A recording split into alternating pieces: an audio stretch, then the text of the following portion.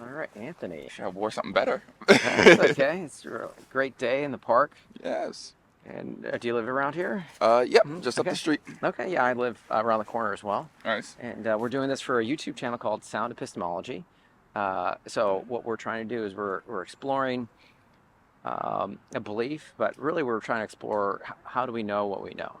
Like both Okay. belief, there's reasons for a belief, and then there's the method that we come to those reasons, and really want to try to explore the methods for how we form our beliefs. Okay. So, and with that, we do that by exploring any topic. You get to choose. Um, it can be science, religion, politics, society, um, the even the definition. Definition of the truth. We just had a conversation on manifest, like if you could manifest ideas. But it can, karma. It can be any topic that you choose, and if you can't think, we also have a quantum jar here, where you can pick a topic. So, but Okay. I would go environment. environment. Yeah, the environment. The environment. Okay, is there a specific belief or claim that you have about the environment? Um, that, how to word this? We need to be more thoughtful about how we use the environment, how we engage with the environment, and how we consume the resources. More thoughtful. I'm sorry. So you said thoughtful and um, Um, Thoughtful about how we use the environment, I guess, and how we use the resources. how we use the resources. And okay. And so just so make sure I understand that we need. So your belief is that we need to be thoughtful and intentional on how we use the resources in the environment. So that, what is on a scale of 0 to 100? What is your belief? Where 0 is absolutely you don't think it's important for us, or that we need to be thinking about the environment, to 100%, like without a doubt in your mind that we need to Definitely 100. 100%.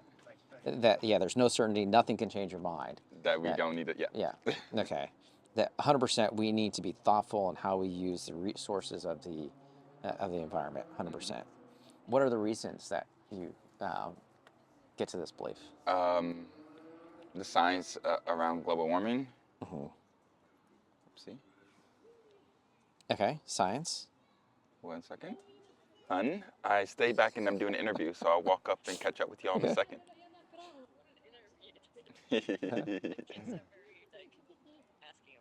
Tell them I'll be right there. Okay. All right. No. She didn't hear me, I guess. Okay. All right. All right. Sorry. So the science behind global warming and climate change, the justice concerns related to how we're consuming resources and the impact it has on the people in those specific geographical regions.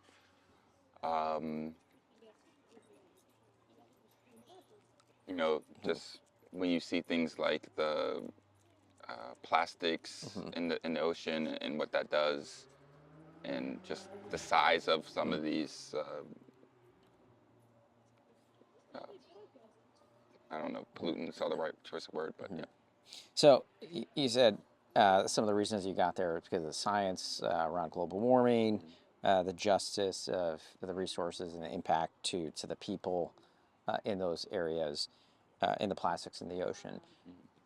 It does talk, you talk about the impact to people. It is,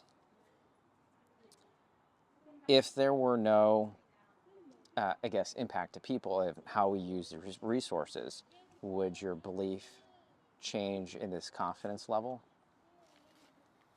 If how we use the environment did not impact people, Yes. would it change my belief? For example, like the ocean was a bottomless pit and we could throw any amount of plastic in there and it just disappeared. It was like we're thrown into the sun. Okay, and it didn't hurt people nor animals? Right. Would you, and we could dump as much global carbon dioxide and it didn't impact people, or or would your belief in caring about the environment. right change? Um, it would be less of a priority. Hmm. It wouldn't drop to zero. There is also just I guess a religious belief about stewards to the earth, and so there's that component of it that plays a role in like just if you're in your home, you don't leave it a mess, even though you're the only one there. You still keep it clean, and so I guess there's still some component of that as a part of the environment. But yeah, It would, where would it, where would your confidence level change to, if it didn't have any impact to people, like in that scenario? I guess maybe a 70. 70%. Okay. How? What method? So yeah, that's great. So impact to people is really kind of the reasons it driving is that how did we or how did you determine that this is an impact to people? Mm. Like the plastics in the ocean? Yeah, yeah. Like that. I guess a few things. Just engaging with individuals who have been impacted. News stories uh, of, say, like when a pipeline bursts on indigenous lands or in the Gulf of Mexico, right? When these things happen, but you see the impact of both animals and people. Um, yeah, I think just understanding the science behind uh, PM 2.5 and particulate matter 2.5 and other pollutants in the air and how that impacts asthma, cancer rates, etc. So, Okay. And so the method that you're using to help understand the impact of people is, or to give the reasons is, it sounds like you're saying individual stories, news stories, science. Is it possible to use this method of stories from the news or people or science and come to a wrong conclusion?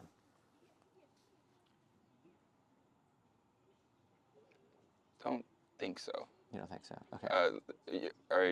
You're saying like, so I see this, Yeah. I see this, I see this, and then my conclusion from these things is that we need to do better. And so you're asking whether that in conclusion could be incorrect. But can we watch the news and is getting information from the news, is it, oh, can you get information from the news and other stories, and can that cause someone to believe something that is incorrect? Oh, absolutely.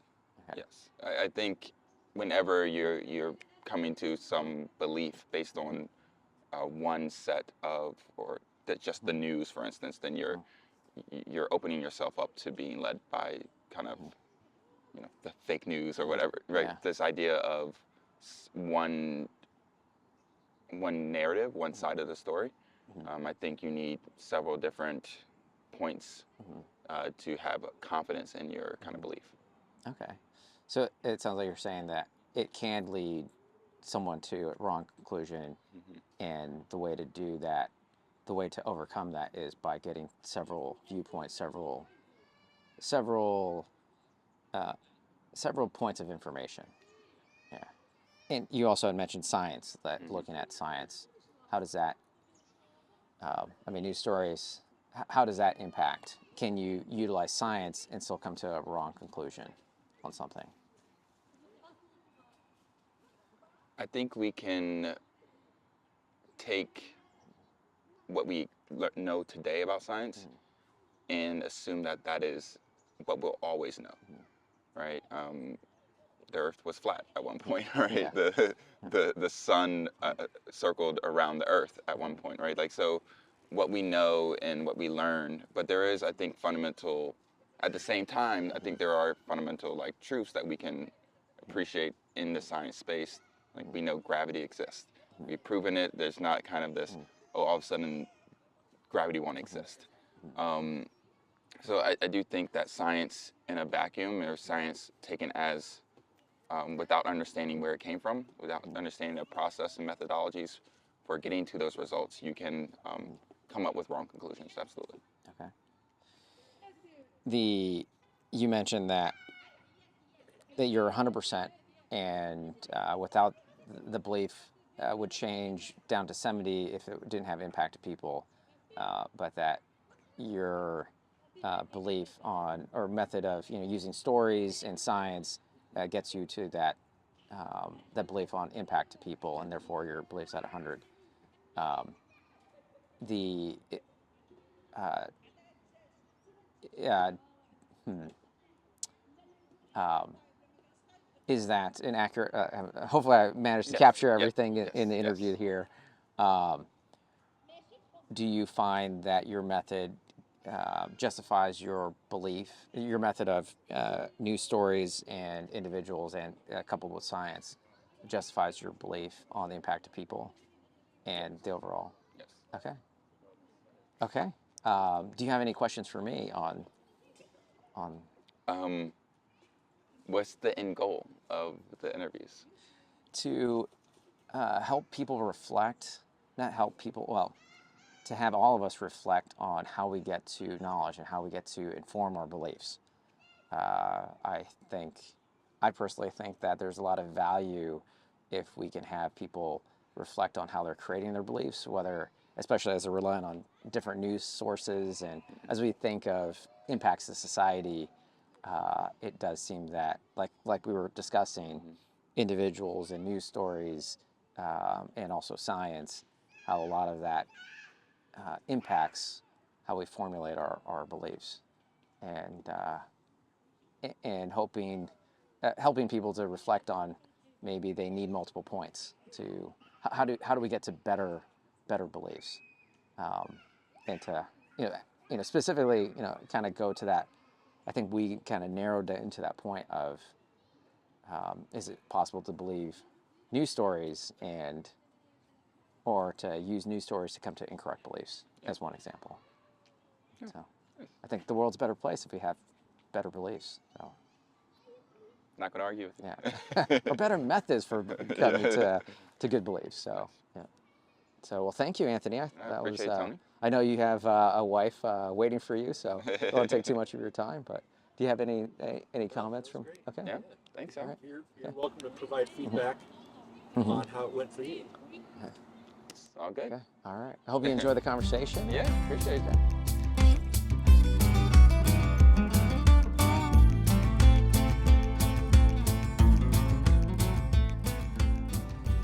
Thoughts? All right. Thanks. Oh, Tony, Yes. you graduate MIT? Oh, 2001. So you recognize the ring. So did you graduate there as well, or? I did research there in Okay. 2012. Okay. All right. Wonderful. All right. Small world. Take care. So yeah, that's a class ring. So Okay. yeah. Observant. Yeah. The I wonder if that informed or influenced his conversation, or how the conversation went. But yeah, that's kind of How do you think it could have? influence the conversation would go differently if I was wearing a cross necklace versus an MIT ring. He knew that he was talking to someone with a science background. Yeah. And do you think that he mentioned science because of that? I don't know. But I mean, it was a visual cue, right? You're saying that could be a possibility. Yeah, could have. Yeah. Interesting. Okay. So yeah, the conversations might be different if I'm, wearing cross necklaces, things like that. So Yeah. But Okay. no, or maybe I was wearing both. Yeah. Yeah. That's right. Yep. Okay. Cool. Anything you would have done differently from the beginning if you had had the chance to do that all over again? No, I think in the beginning was good. It's probably towards the end where I didn't know on. I felt like I summarized. I was trying to reflect and repeat back what he said. So I was trying to do that, but then I found I caught myself. It was almost like I captured and repeated back to him the whole interview, summarize the whole interview and putting words in his mouth as opposed to letting him reflect on.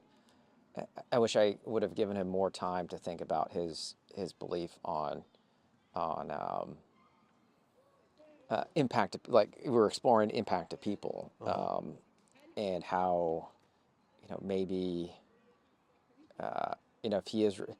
I was trying to separate the two news stories and science on impact to people. Like, are those Yeah. methods as reliable as his confidence is? Right. Yeah. Yeah. Yes. As opposed to just kind of summarizing and kind of giving back to him what he said.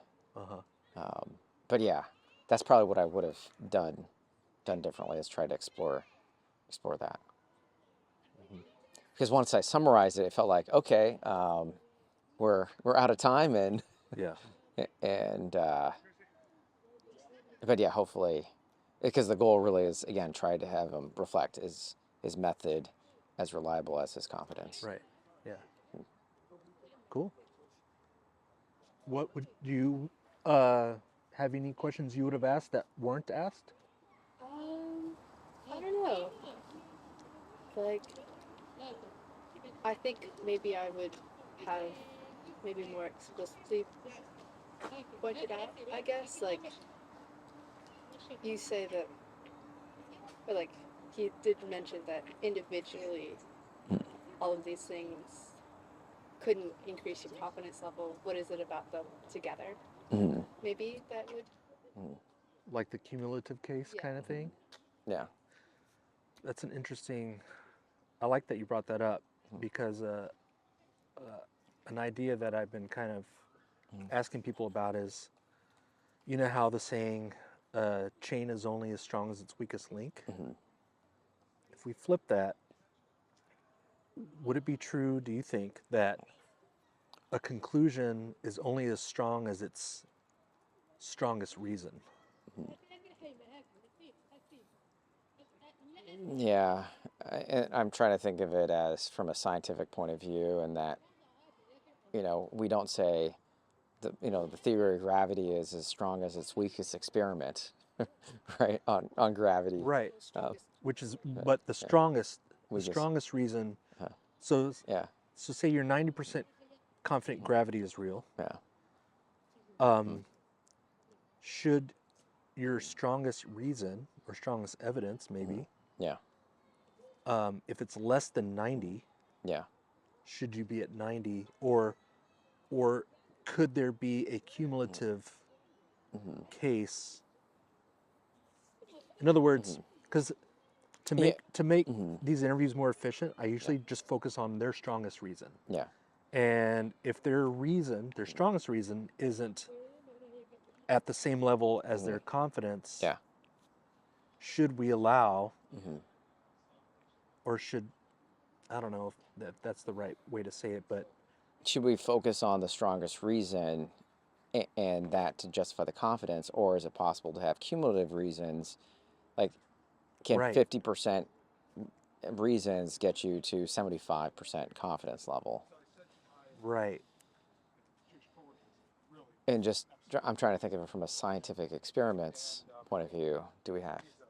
I mean, Yeah. I do think that scientific experiments work like that, where if you have maybe, I don't know exactly if it works exactly like how you're describing, where you can get more confidence, but just one experiment doesn't give you the same confidence as hundreds of experiments.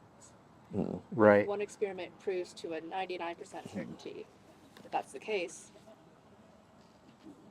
Maybe the scientific community would say 95%. Yeah. The method is the scientific, the experiments.